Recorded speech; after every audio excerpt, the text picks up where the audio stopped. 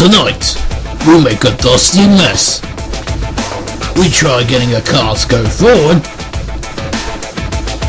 and we hear the strangest music. That's coming up tonight.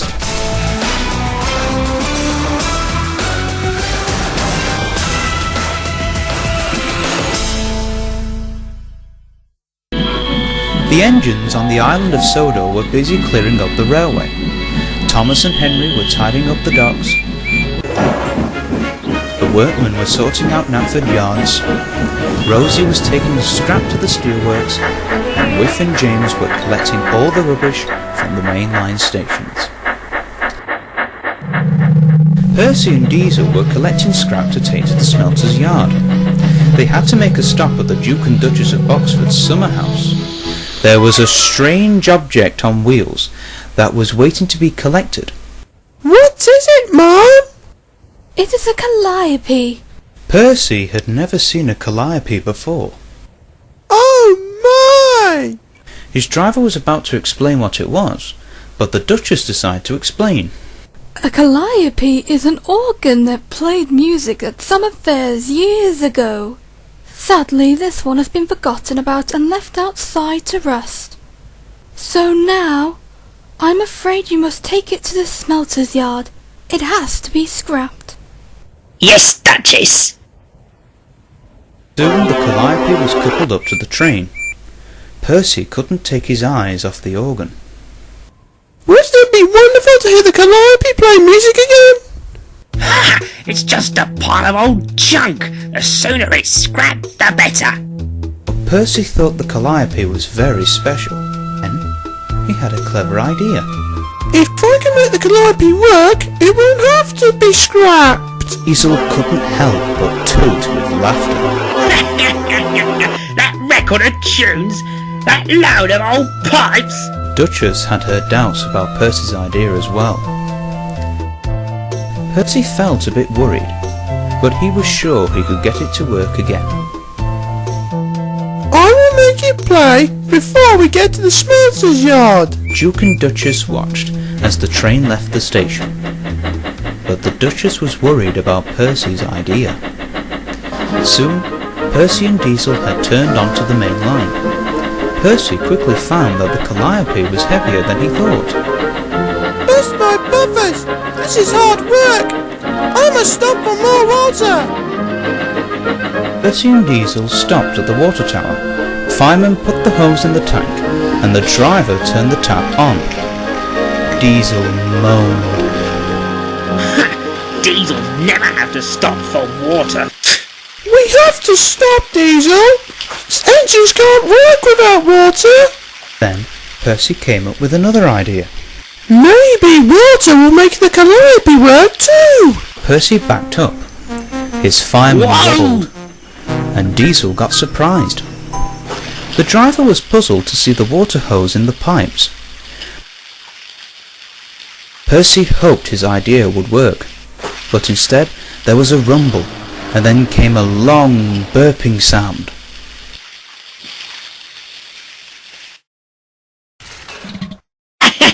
Diesel laughed and Percy groaned. This made him feel silly. I'm sure I can make this calliope play! Soon, Percy and Diesel made their way towards Henry's forest, but Percy's fire was starting to lose its strength. Diesel! I have to stop for more coal! They arrived at a coal hopper, and Percy was soon taking on coal. Diesel didn't like waiting. Diesels never have to stop for coal. Diesel! All engines need coal! The coal then gave Percy an idea. He carefully backed up. Diesel was puzzled. Coal bounced on Percy's boiler and then into the old pipes. What are you doing now? Coal makes me work! Maybe coal will make the calliope work! Suddenly, without warning, a large cloud of coal dust shot out from the pipes.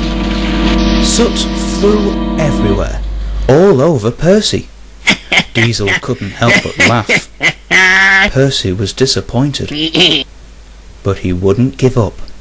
I'm sure I can make this Calliope play!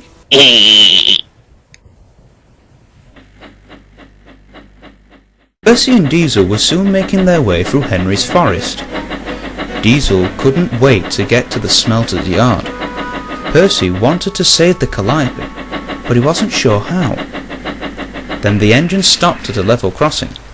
Percy noticed the Fat Controller close with his car. He was having engine problems. Can we help you, sir? No, thank you, Percy. The Fat Controller's assistants pushed and pushed and pushed, until at last, with a splutter, the engine started again.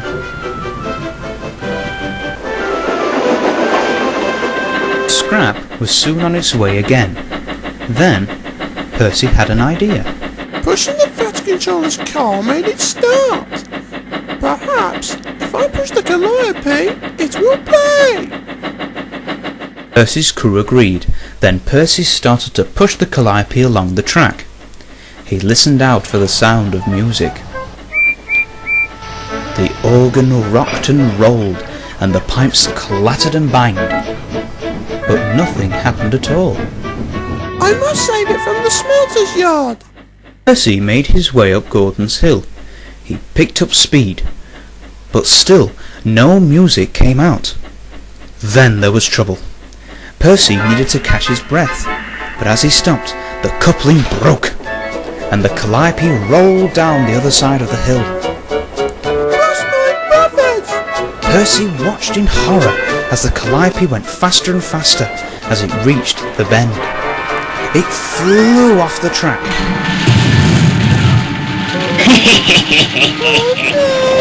Percy was very upset.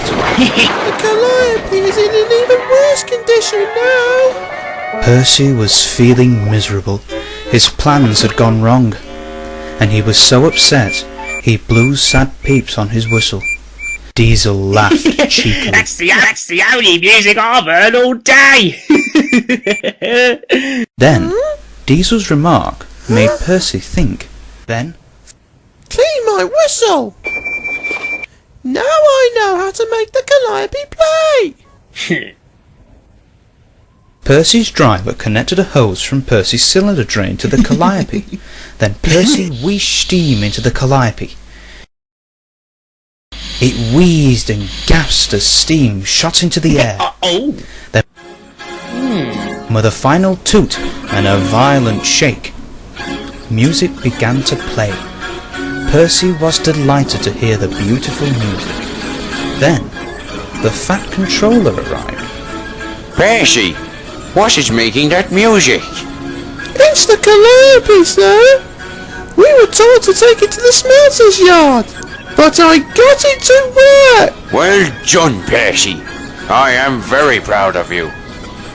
You have saved an important piece of Showjaw's history. Percy whistled with joy. Take it to the steamworks. Jem Cole will fix it properly. Yes, sir! A few weeks later, the Calliope was completely restored. The pipe shone in the sun, and it had a new coat of paint. Percy was very happy. The Duke and Duchess wanted to hear the wonderful music, so, like before, Percy pumped steam through the pipe into the organ, and music began to play, louder, clearer, and better. Everyone loved the music. Even Diesel had to admit the Calliope was very special